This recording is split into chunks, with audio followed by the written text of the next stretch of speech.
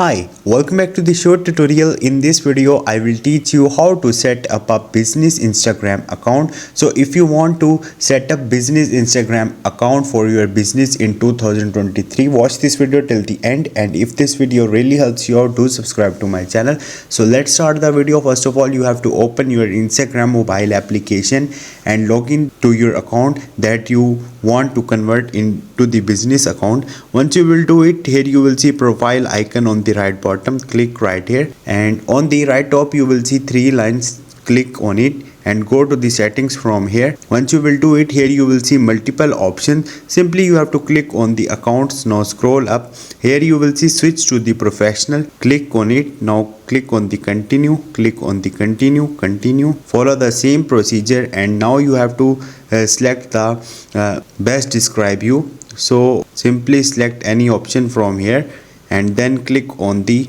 done. Once you will do it, you have to click on OK, and your account will be converted to the business Instagram account. So this is the simple way. Hope this video will helpful for you. If you have any question or any confusion, just drop a comment. I will try to help you.